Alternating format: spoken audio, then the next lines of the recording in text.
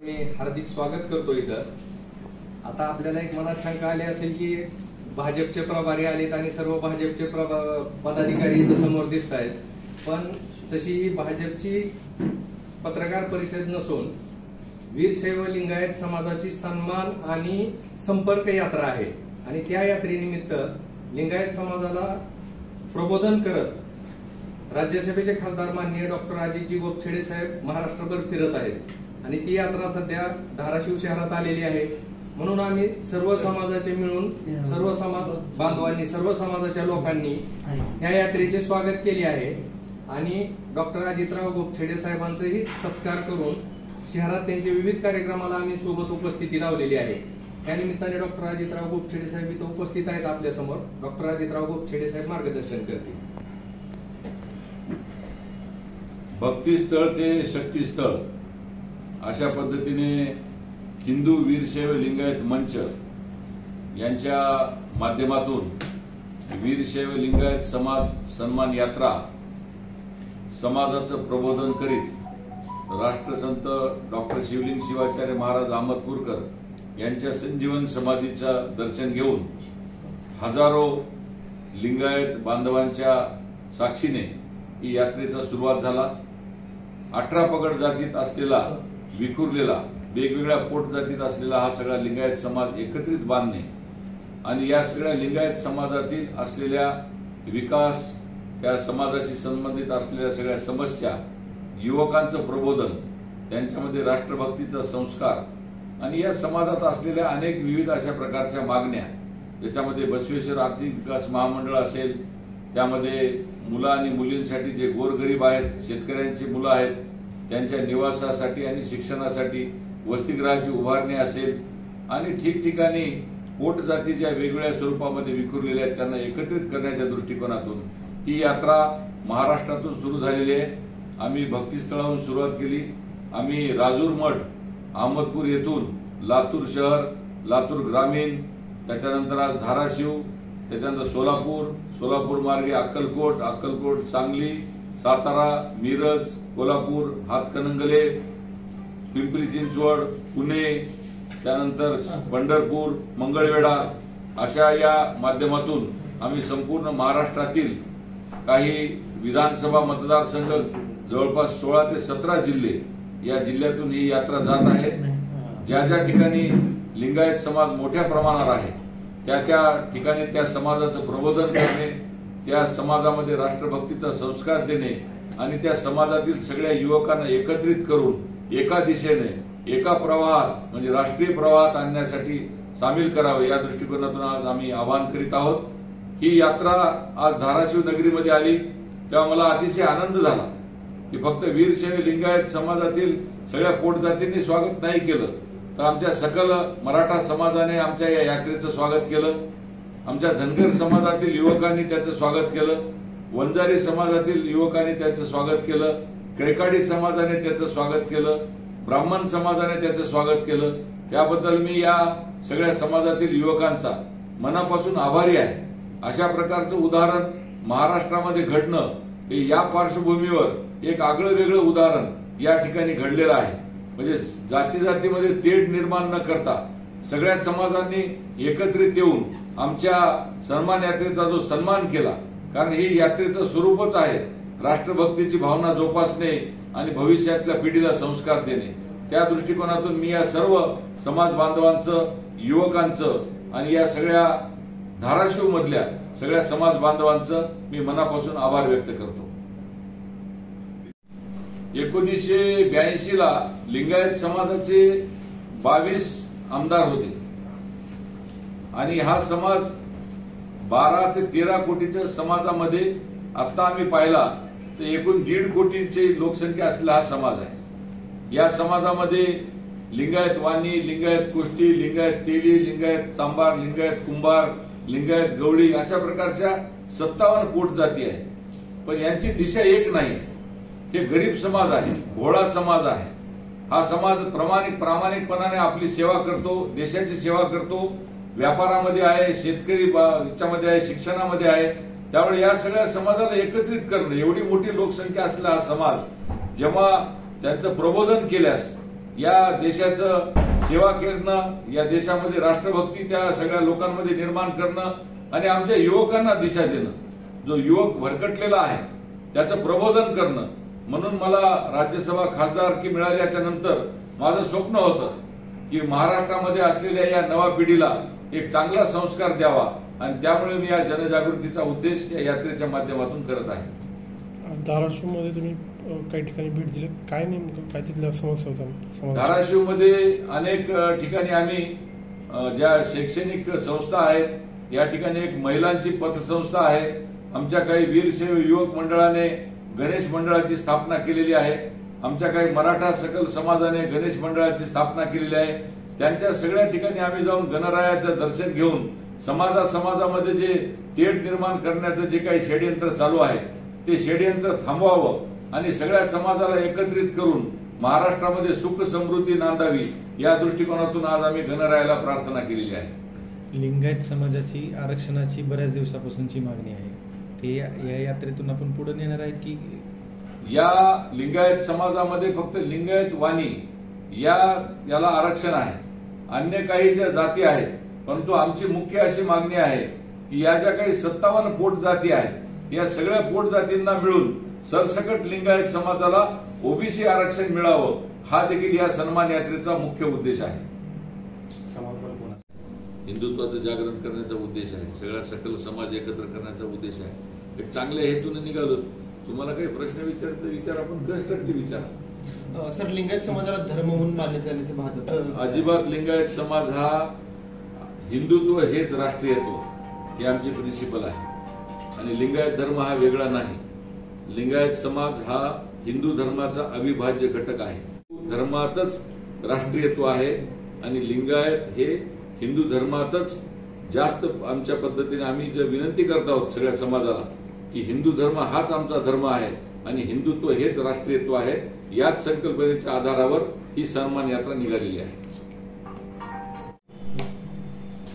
हा जो विषय आहे, खरं तर ज्यांनी अनेक वर्ष सरकारमध्ये होते, आमचं तर सरकार 2014ला, पण 2014च्या पूर्वी ज्यांनी राज्य केलं त्यांना तुम्ही विचारायला पाहिजे.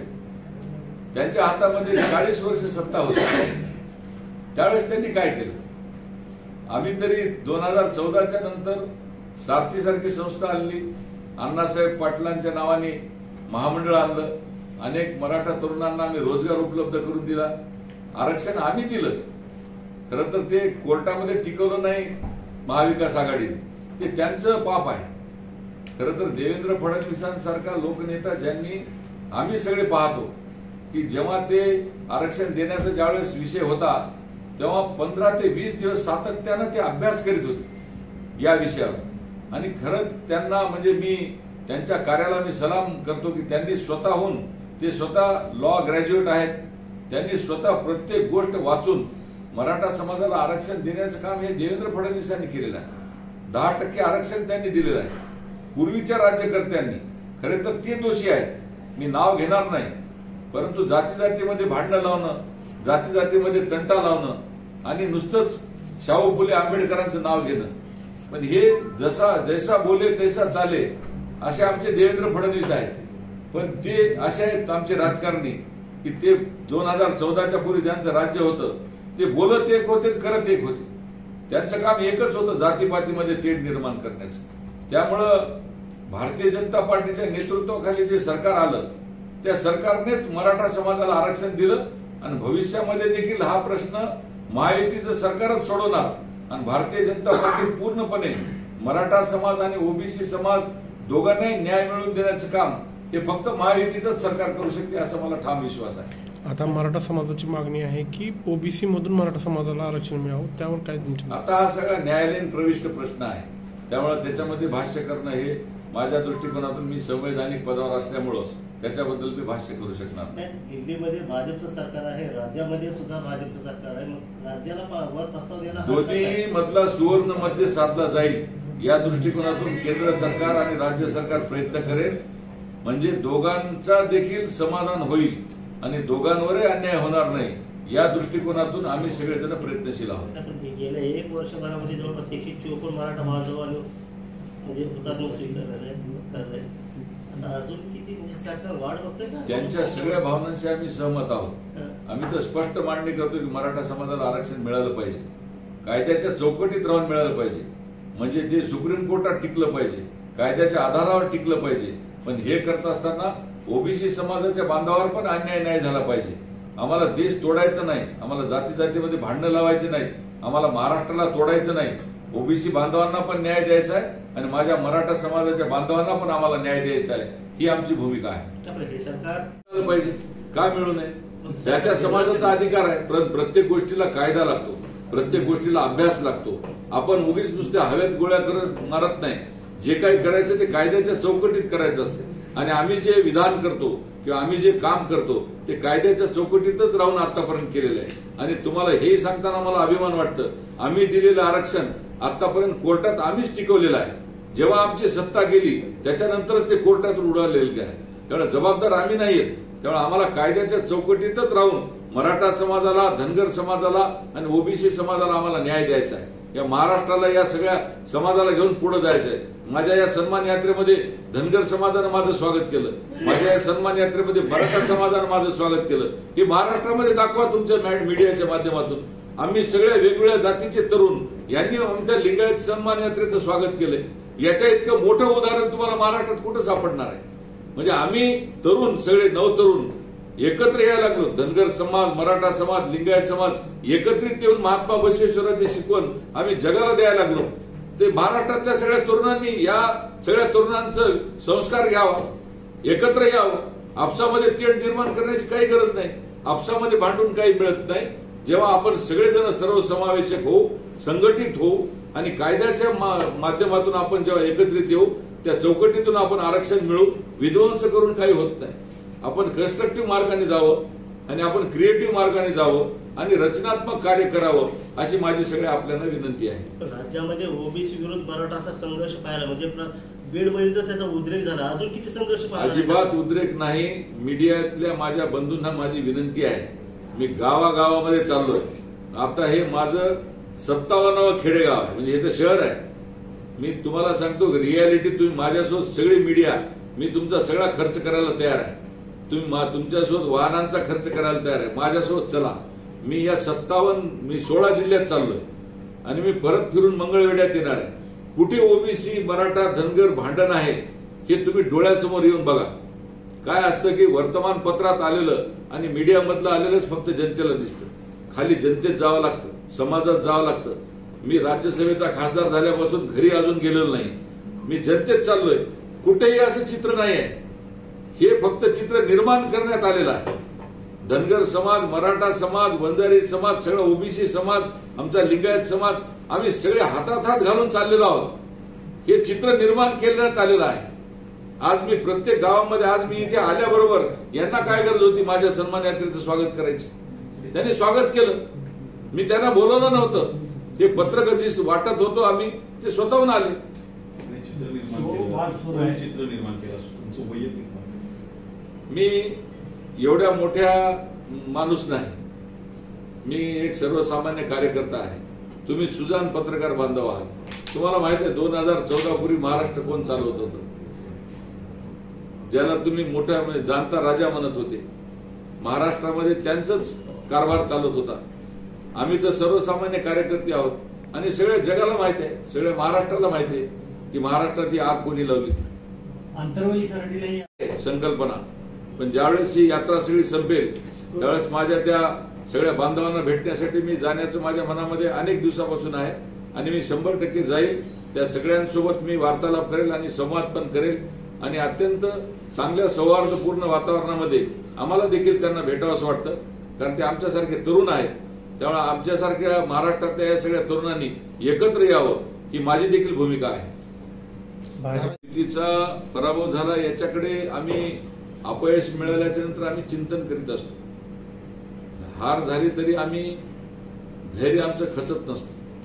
2 पावलं मागे जातो आणि त्याच पद्धतीने झेप घेऊन पुन्हा पुढची तयारी करत असतो. आमच्या ज्या काही चुका झाल्या असतील त्याचं चिंतन करतो आणि इथल्या प्रभारी म्हणून मी त्या अपयशाचं श्रेय जे काय असेल त्याला श्रेय तर म्हणता येणार नाही, पण ते अपयश माझं आहे असं समजून आम्ही जिथं कुठं चुकलो आम्ही सर्व कार्यकर्ते मिळून चिंतन करीत आहोत आणि नव्या उभारीनं पुन्हा आम्ही विधानसभेमध्ये येऊ अशी मला खात्री आहे. गटबाजी एक कारण आहे असं बोललं जात आहे, सांगितलं जात आहे. गटबाजी आहे असं वाटतंय तुम्हाला भाजपमध्ये, किंवा समन्वय नाही युतीमध्ये इथल्या समन्वय नाही? भारतीय जनता पार्टी हा संस्काराचा पक्ष आहे. भारतीय जनता पार्टी हा विचारधारेवर चालणारा पक्ष आहे. माझ्यासारख्या सर्वसामान्य कार्यकर्त्याला मी 40 वर्षापासून भाजपचं काम करतो. अनेक उतार चढाव मी पाहिले. मला राज्यसभेचं खासदार केलं. या भारतीय जनता पार्टीमध्ये विचारधारेला महत्व आहे. आम्ही आधी देश मानतो, त्याच्यानंतर पक्ष, आमचा विचार आणि मग मी स्वतः. त्यामुळे या पार्टीमध्ये गटबाजीला कुठे थारा नसतो. हे चित्र निर्माण केलं जातं आणि ग्राउंड रियालिटीज ह्या वेगळ्या असतात. निर्णय घेण्याचे अधिकार हे कोर टीमला असतात.